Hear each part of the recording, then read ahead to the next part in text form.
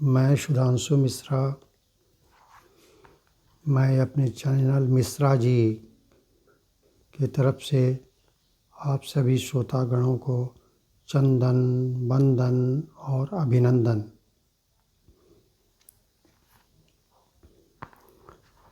रामायण के कुछ प्रसंग के रोज़ शुभारंभ में कुछ श्लोक पढ़ना बहुत ज़रूरी है और ये श्लोक चौपाई ऐसा है जिसके पढ़ने से लगभग पूरे रामायण रामचरितमानस के फल की प्राप्ति हो जाती है। वो है नीलाम्बुजस्यामलकोमलाङ्गं सीतासमारोपितवामभागं पाणौमासायैकचारुचापं नमामि रामं रघुवंशनाथम्। नमामि रामं रघुवंशनाथम्। नमामि रामं रघुवंशनाथम्। श्रोतागण, क्या आप जानते हैं कि संत शिरोमणि गोस्वामी तुलसीदास कृत रचना का नामकरण भोलेनाथ ने किया था, लेकिन उन्होंने इसका नाम रामचरितमानस ही क्यों रखा? रामचरितमानस में पूरे 8 अक्षर हैं। इसके पीछे कोई ना कोई कारण तो रहा होगा कि 8 के बदले उन्होंने 10 अक्षर का नामकरण क्यों नहीं किया या फिर 6 अक्षरों का नाम क्यों नहीं रखा।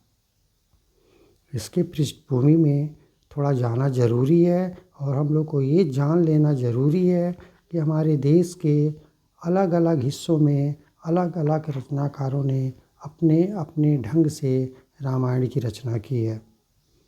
जैसे तमिलनाडु में कंबन ने अपने नाम पर ही कंबन रामायण रखा। केरल में राम वर्मा ने अपने पुस्तक का नाम रामचरितम रखा। तेलुगु भाषा में जो लिखी गई वो था रंगनाथ रामायण। कर्नाटक में नागचंद पंप की पंप रामायण। गुजरात में गिरधर ने गिरधर रामायण लिखा। उड़ीसा में बलराम ने बालराम रामायण नाम रखा। असम में माधव कंदली की कंदली रामायण और अंत में अवधी भाषा में जो लिखी गई उसका नाम रचनाकार ने खुद अपने नाम पर नहीं रखा। यानी कि कहने का तात्पर्य ये है कि अभी तक रामचरितमानस को छोड़ करके जितने भी रचनाकारों ने, विद्वानों ने, ग्रंथकारों ने रामायण की रचना की है उसका नाम अपने नाम से ही जोड़ करके रखा है। उसका नामकरण अपने नाम पर ही रखा है। कंबन ने लिखा तो कंबन रामायण रखा, गिरधर ने लिखा तो गिरधर रामायण लिखा, बलराम ने लिखा तो बलराम रामायण नाम दिया। लेकिन अपवाद में एकमात्र यही रामायण ऐसा है जो कि गोस्वामी तुलसीदास द्वारा रचित है, लेकिन इसका नाम खुद गोस्वामी तुलसीदास जी ने इसका नाम नहीं रखा, क्योंकि इन्होंने इसकी रचना और इनको जो प्रेरणा मिली वो साक्षात भोलेनाथ से मिली थी।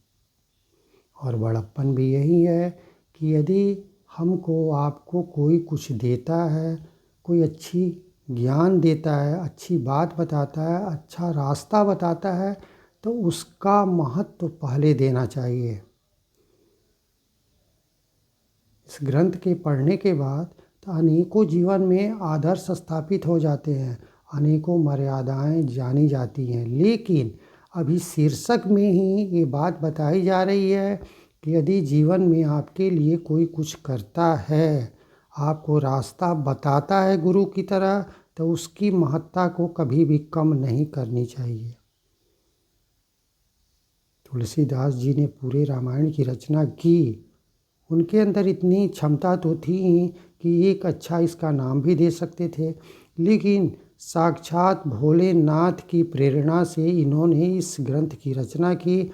इसीलिए इन्होंने भोलेनाथ को ही इसका नाम रखने के लिए कहा कि हे नाथ, आप ही इसका नाम रखें, आप ही इस ग्रंथ का नामकरण करें, जो करेंगे वही सबसे उचित होगा। भोलेनाथ ने बहुत सोच समझ के इसका नाम रामचरितमानस रखा। ये पूरे 8 अक्षरों का है। अब उत्सुकता इस बात की है, रहस्य यही है, जानने की बात भी यही है कि आखिर भोलेनाथ ने साक्षात शंभु ने इसका नाम 8 अक्षरों का ही क्यों रखा। यदि भोलेनाथ ने इसका नामकरण किया है तो इसके पीछे कोई न कोई रहस्य जरूर होगा। अलग अलग विद्वान, अलग अलग रचनाकार अपने अपने ढंग से तर्क प्रस्तुत किए हैं। निष्कर्षतः अनेक ऐसे तर्क हैं, अनेक ऐसे कारण हैं जिसके आधार पर इसका जो नाम रखा गया है वो काफ़ी तार्किक और प्रासंगिक है। पहले तो हमें जान जाएं कि रामचरितमानस में चौपाई की संख्या पूरे 4608 है। चौपाई को जयकरी भी कहते हैं। दोहा की संख्या 1074 है। सोरठा की संख्या 207, छंद की संख्या 86, श्लोक की संख्या 27 और पूरे रामचरितमानस में सीता शब्द 147 बार आया है, राम शब्द 1443 बार आया है और रावण शब्द 204 बार आया है। उस ग्रंथ की रचना हुई चैत्र माह शुक्ल पक्ष की 9वीं तिथि को और इसका समापन हुआ अग्रहण मास शुक्ल पक्ष की 5वीं तिथि यानी विवाह पंचमी के दिन। लगे हाँ, आप लोगों को मैं ये भी बता देना चाहता हूँ कि पूरे रामायण में सबसे प्रभावशाली चौपाई मानी जाती है। जिस चौपाई है, जा पर कृपा राम की होई, ता पर कृपा करहि सब कोई। यानी जिस व्यक्ति पर राम की कृपा हो जाती है, राम का आशीर्वाद मिल जाता है, प्रभु श्री रामचंद्र जी आशीर्वाद देते हैं, उसका सब काम बन जाता है, उसके दुश्मन भी उसके मित्र हो जाते हैं। सुंदरकांड के चौथे दोहे की पहली चौपाई है, प्रविशि नगर की जय सब काजा, हृदय राखी कौशलपुर राजा, गरल सुधारी पुकरहि मिताई, गोपत सिंधु अनल शीतलाई। यानी कि जिस पर रामचंद्र जी की कृपा हो जाती है, उसका शत्रु भी मित्र बन जाता है, उसके लिए विष भी अमृत हो जाता है, अनहोनी भी होनी हो जाती है। यानी कि गाय के खुर इतने छोटे जगह में समुद्र भी समा सकता है। यानी जो कल्पना नहीं की जा सकती है वह एकदम हकीकत में बदल जाता है। और इसी ग्रंथ का नाम भोलेनाथ ने रामचरितमानस रखा था। ये 8 अक्षरों का रामचरितमानस क्यों रखा गया, इसके पीछे पहला कारण ये है कि साक्षात भोलेनाथ ने पूरे रामचरितमानस में 8 चरित्र देखा। इसीलिए राम जी के 8 चरित्र को देखा, 8 चरित्र को देखा, इसीलिए इसका नाम 8 अक्षरों का रामचरितमानस रखा। वो 8 चरित्र कौन है? सगुण ब्रह्म, रामावतार, बालचरित, राम विवाह, वनवास, रावण वध, वनचरित और राज्यारोहण। ये 8 पूरे मानस में 8 चरित्र होने के चलते इसका नाम 8 अक्षरों वाला रामचरितमानस रखा गया।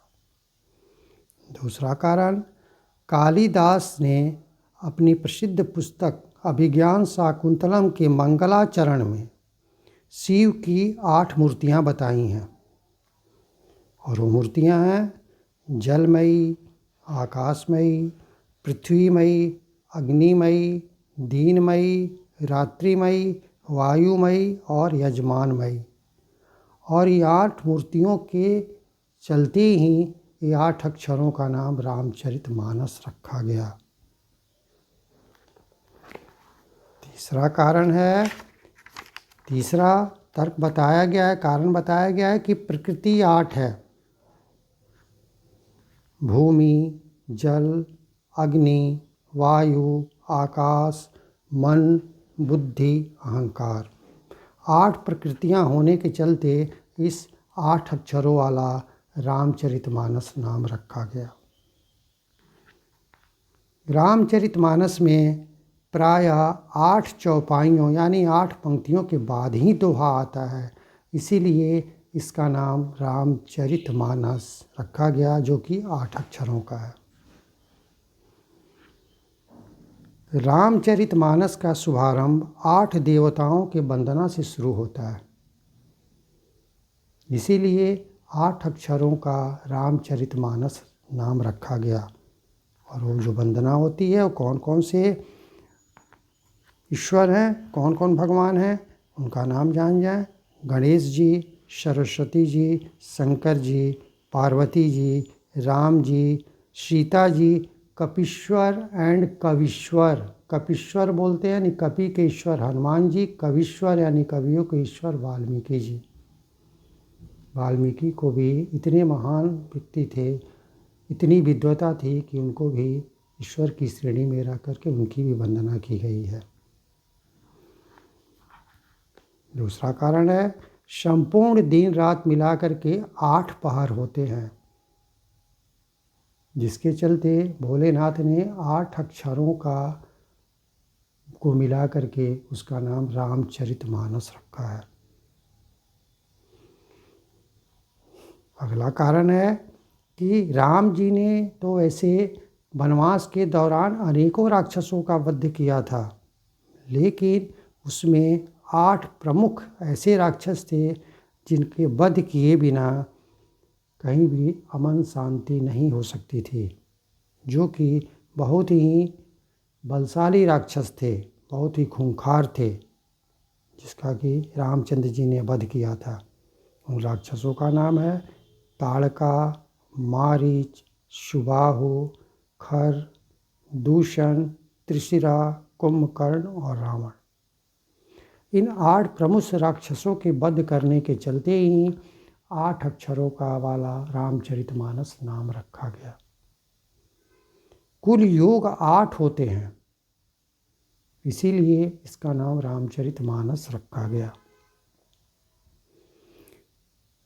24 घंटे में याम 8 होते हैं, यानी कि एक काम 3 घंटे के बराबर होता है। आप लोग देखते होंगे कि कई जगहों पर अष्टयाम होता है, अष्टयाम 8 याम, यानी कि एक याम 3 घंटे का होता है। 8 याम यानी कि 8 तिरका 24 घंटे, पूरे दिन रात मिला करके 8 याम होता है, यानी 24 घंटे होता है। इसीलिए 8 याम होने के चलते ही इसका नाम 8 अक्षरों से मिल करके रामचरितमानस रखा गया। ये तो सर्वविदित है, हर व्यक्ति जानता है, सब लोग जानते हैं कि भोलेनाथ का रुद्राभिषेक किया जाता है। कोई जल से करता है, कोई दुग्ध से करता है, कोई मधु से करता है, कोई गन्ने का रस से करता है। सब लोग अलग अलग अपनी कामना के चलते अलग अलग वस्तु से उसका रुद्राभिषेक करते हैं, लेकिन उसमें आप किसी भी अलग अलग वस्तु से रुद्राभिषेक करें, लेकिन मंत्र एक ही होता है। रुद्राभिषेक का जो मंत्र होता है उसे रुद्राध्यायी बोलते हैं, और उसमें 8 अध्याय अथवा 8 चरण होते हैं। लगे हाथ, ये भी जानना जरूरी है कि इस मंत्र की रचना याज्ञवल्क्य मुनि ने की थी, और 8 अध्याय रुद्राध्यायी में 8 अध्याय अथवा 8 चरण होने के चलते 8 अक्षर वाला नाम इसका रामचरितमानस रखा गया। कहने का तात्पर्य यही है कि साक्षात भोलेनाथ ने तुलसीदास कृत रामायण का नाम रामचरितमानस रखा था और बहुत सोच समझ करके संपूर्ण जितने भी हमारी पृथ्वी, आकाश, पाताल, चारों दसों दिशाएं और 14 भुवन में जो भी चीज़ें अच्छी लगीं सबको एकत्रित करके और उसमें से निष्कर्ष निकाल करके भोलेनाथ ने इसका नाम रामचरित मानस रखा, जो कि हमारे जीवन को पूर्ण रूप से संतुलित बनाता है और संतुष्ट करता है। हमने कल के वीडियो में भी ये बात कही थी, आज भी मैं कह रहा हूँ कि अगर कोई भी व्यक्ति प्रतिदिन रामायण का, रामचरितमानस का कुछ ही दोहे चौपाई का अगर रोज़ पाठ करता है तो उसके जीवन में शांति तो बनी ही रहेगी, संतुष्टि तो बनी ही रहेगी, बुराइयां कोसों दूर चली जाएगी, साथ ही साथ पूरे परिवार में अमन चैन बना रहेगा। एक वक्त था, एक समय था कि उस समय मनुष्य की आयु लगभग 100 साल होती थी। तो लोग सोचा करते थे कि जब चौथापन आएगा, 60 के बाद, 80 के बाद आएगा, तब उस समय हम भक्ति शुरू करेंगे। लेकिन ये ध्यातव्य है, ये ध्यान देने योग्य बात है कि आज के परिवेश में मनुष्य की उम्र 100 साल नहीं रहा। अनेकों कारणों से मनुष्य का उम्र कम हो गया है, सारे जीव जंतु प्राणियों का उम्र कम हो गया है।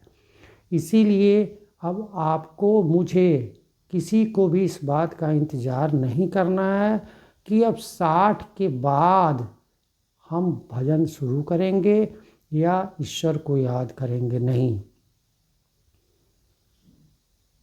जैसे जीवन में सब चीज़ें ज़रूरी है, खाना खाना, कपड़ा पहनना, बात करना, दवा खाना, इसके बिना हम रह नहीं सकते। जब हमको भूख लगती है तो सब काम छोड़ करके खाना खाने के लिए आ जाते हैं। उसी तरह अपने मन में ईश्वर के प्रति भूख जगाएं। जब ईश्वर के प्रति भूख हो जाएगी तो हम रोज़ उनका मनन कीर्तन करेंगे। कालांतर में एक समय आने के बाद ये अभ्यास बन जाएगा। जिस तरह हम अन्न के बिना नहीं रह पाएंगे, जल के बिना नहीं रह पाएंगे, उस तरह ईश्वर की आराधना के बिना भी नहीं रह पाएंगे। ये तो हर प्राणी, हर मनुष्य जानता है कि ईश्वर सर्वव्यापी और सर्वशक्तिमान है, लेकिन अपने अहंकार में इतना चूर रहता है। मनुष्य जब सर्व संपन्न हो जाता है, हर तरह से सुखी हो जाता है, तो अगल बगल दाएं बाएं देखना छोड़ देता है। लेकिन जब वही मनुष्य ठोकर खा कर के गिरता है तो दाएं बाएं देखना शुरू करता है और इंतज़ार करता है कोई भी तो अपना होता जो आकर के मुझे सहारा दे कर के उठाता। लेकिन तब तक बहुत देर हो चुकी रहती है। आप तो सबसे रिश्ते बिगाड़ चुके रहते हैं, आपको उठाने कौन आएगा। और यदि शुरू से ही रिश्ते बना करके रखते तो आज आप गिरते ही नहीं, और जैसे ही गिरते उठाने वाले सैकड़ों खड़े होते। उसी तरह हम लोग दुख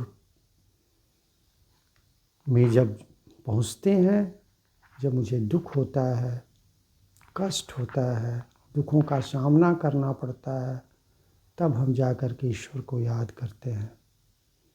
अगर सुख से ही याद करते रहें तो छोटी मोटी परेशानियां आकर के ज़िंदगी से चली जाएंगी, भयंकर कष्ट कभी नहीं होगा। हम जहाँ से चले थे ना, फिर आना वहीं है।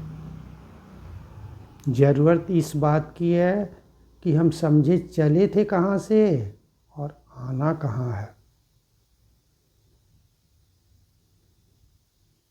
कश्मीर की एक प्रसिद्ध कवयित्री हैं जिनका नाम है लला दत्त।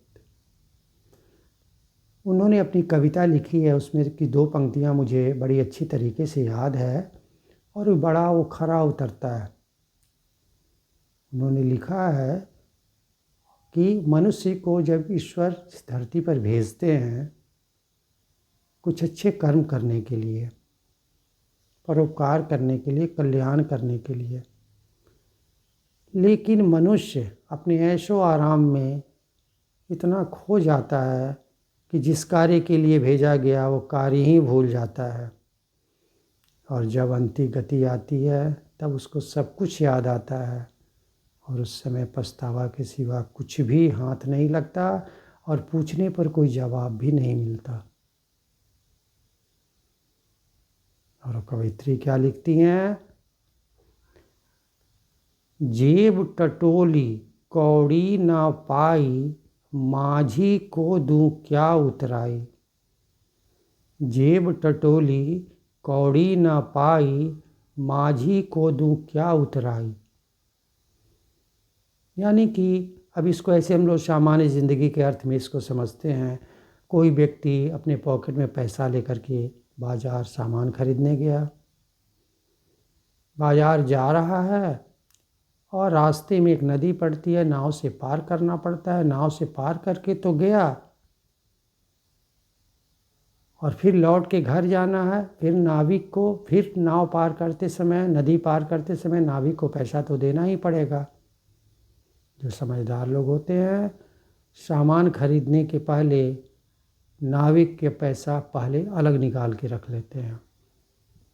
लेकिन जो समझदार नहीं होते सामग्री खरीदने के चक्कर में सारे पैसे खर्च कर देते हैं। उन्हें ये शुद्ध बुद्ध खो बैठते हैं कि भाई लौटते वक्त फिर नाव से पार करना है और नाविक को भाड़ा भी देना होगा। और जो पार कर जाते हैं, जब नाविक पैसा मांगता है तो जेब टटोलते हैं तो पैसे एक भी नहीं है। सारे पैसे हमने बेकार में, दिखावे में हमने खर्च कर दिए। जो वस्तु ज़रूरत की नहीं थी उसको भी हमने खरीद लिया। और उस समय पूरे नाव पर जितने भी यात्री रहते हैं सबके सामने आपको बेइज्जती सहनी पड़ती है। और जो लोग समझदारी से काम लेते हैं, ज़रूरत की ही सामान खरीदे, वो अपनी भाड़ा दे दिए, वो पूरे स्वाभिमान के साथ, प्रतिष्ठा के साथ घर जाते हैं। उसी तरह ये जीवन है। जीवन में सब कुछ ज़रूरी है। जब मनुष्य का शरीर थक जाता है, उसकी इंद्रियां काम करना बंद कर देती हैं, सारे अंग शिथिल हो जाते हैं, उस समय बिल्कुल अकेलापन महसूस होता है। परिवार के सदस्य चाह करके आपके पास बहुत देर समय नहीं दे सकते हैं, क्योंकि अगर वो कमाएंगे नहीं तो घर गृहस्थी चलेगी कैसे, आपका भी भोजन और आपकी दवाइयाँ भी कैसे चलेंगी। और दूसरी और सबसे बड़ी बात है कि 2 पीढ़ी के, बूढ़ा व्यक्ति और नौजवान, दोनों एक दूसरे की भावनाओं को नहीं समझ पाते हैं। दोनों की विचारधाराएं अलग अलग होती हैं। दोनों बहुत देर तक एक जगह बैठ के बात भी नहीं कर सकते हैं। वैसे ही समय में मनुष्य याद करता है कि काश हम शुरू से ही आध्यात्म से जुड़े रहते, धर्म से जुड़े रहते, ईश्वर की वंदना करते रहते, कुछ समय हम पूजा पाठ में गंवाए रहते तो आज मुझे अकेलापन नहीं खलता। हम लेटे लेटे भी ईश्वर का भजन कीर्तन करते रहते और मुझे किसी की भी ज़रूरत नहीं पड़ती। हम भी निश्चिंत, घर वाले भी निश्चिंत। लेकिन ये बात बुढ़ापे में याद आकर के ही क्या होगा, जब तक बहुत देर हो चुकी रहती है। इसीलिए मेरे विचार से हर व्यक्ति को रोज़ समय निकाल करके कम से कम 40 के साल के बाद से, तो निश्चित रूप से 30-40 से 40 के बाद से ही, कि कम से कम रोज़ इसकी आदत डालनी चाहिए। इससे रोज़मर्रा के जीवन में मन को शांति तो मिलती ही है, सही और अच्छी चीज़ों का एहसास होता है, ज़िंदगी जीने की कला मालूम होती है। और सबसे बड़ी बात कि आपके अंदर निराशा के भाव नहीं होते और बुढ़ापे में जब शरीर शिथिल हो जाता है तो आप अकेलापन महसूस नहीं करते हैं। और रामचरितमानस में तो सिर्फ मर्यादा ही बताई गई है, और एक के प्रति नहीं, सबके प्रति। मनुष्य क्यों, कौन कहे, जीव जंतु, छोटी छोटी तुच्छ प्राणी जिसको हम लोग समझते हैं, उसके प्रति भी मर्यादाएं उसमें बताई गई है। प्रभु श्री रामचंद्र ने यही तो बताया। वो तो घर से अकेले निकले थे, सारी सेना तो यहीं रह गई थी। अकेले गए और अपने व्यवहार के बल पर ही तो उतनी बड़ी सेना वो तैयार कर लिए, और उतने बलशाली राक्षस को हरा करके और विजय प्राप्त किए। उनके साथ तो अयोध्या का कोई भी नहीं गया था, कोई सेना का एक टुकड़ी भी नहीं गई हुई थी। जानने की चीज़ है।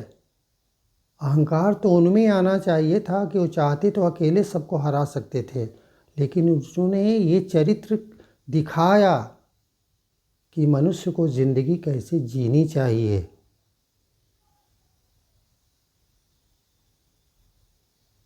बड़े घर के राजकुमार, बड़े घर की राजकुमारी सीता, फिर भी समय कैसा आ जाता है कोई नहीं जानता है।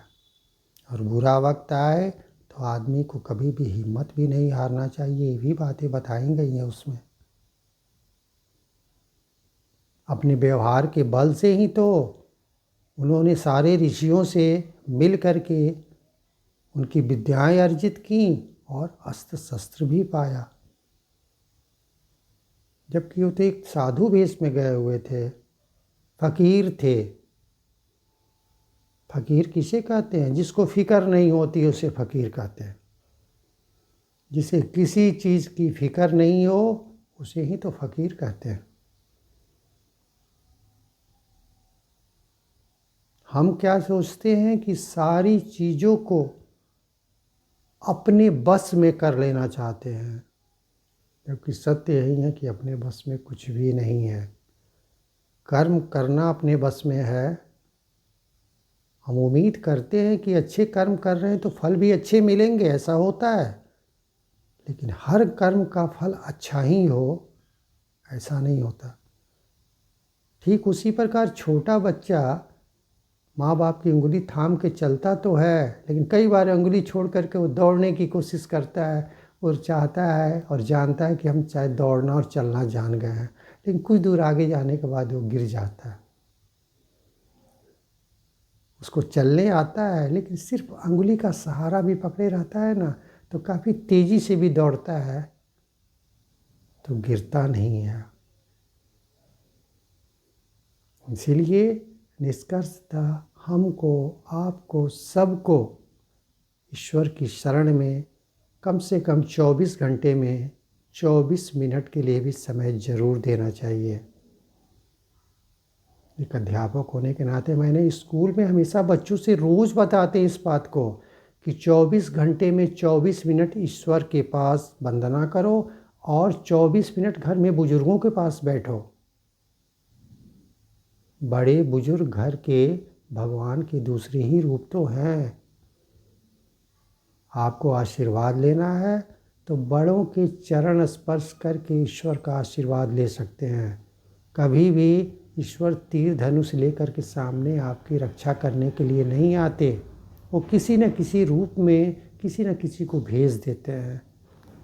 बड़ों के चरण स्पर्श करने से वो जो आशीर्वाद देते हैं वो ईश्वर का ही आशीर्वाद मिलता है, क्योंकि बड़े बुजुर्ग उस उम्र के पड़ाव पर कभी भी मन में कोई बैर भाव नहीं रखते। पूर्णतः वो निश्चल हो गए रहते हैं, और निश्चल भाव से, निश्चल हृदय से कोई भी जो आशीर्वाद देता है वो निश्चित रूप से लगता है। इसीलिए एक मनुष्य योनि में जन्म लेने के चलते मेरे अंदर ये विवेक तो होना ही चाहिए कि हम खुद तो ठीक तभी रह सकते हैं जबकि दूसरे को ठीक रखें। किसी की बुराई ना सोचें, किसी की बुराई ना करें। मेरे बुराई करने से, अहित करने से किसी की बुराई अहित नहीं होगा। तो जब होगा ही नहीं तो क्यों ना अच्छे की कामना करें। व्यर्थ में अपना समय गंवाने से क्या फ़ायदा है। और यदि पूजा पाठ करते हैं, ईश्वर की वंदना करते हैं, आराधना करते हैं और मन का शुद्धिकरण नहीं हुआ तो फिर पूजा करने से क्या फ़ायदा हुआ, मानस पढ़ने से क्या फ़ायदा हुआ कि हम रामायण पढ़ करके उठे, पूजा करके उठे और 10 व्यक्ति को 10 गाली दे दिए, उसकी धन संपत्ति को छीन लिए, उसको प्रताड़ित कर दिए, क्या फ़ायदा, कोई फ़ायदा नहीं हुआ। लेकिन ये सब माध्यम है और बहुत बड़ी चीज़ है, इसीलिए रामायण का रोज़ अध्ययन करें, ईश्वर के चरणों में सर नवाएं, कुछ समय उनके लिए भी निकालें। वर्तमान और भविष्य मेरा आपका सबका उज्जवल रहेगा। इसी के साथ मैं अपनी वाणी को विराम देता हूँ। चलते चलते, जो कि रामचरितमानस का बहुत ही प्रसिद्ध और चौपाई है। मंगल भवन मंगल हारी, द्रवहु सो दशरथ अजीर बिहारी।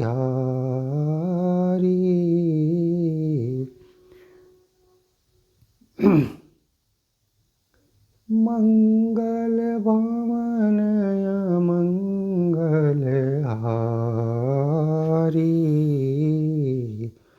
द्रवहु सो दशरथ अजीर बिहारी।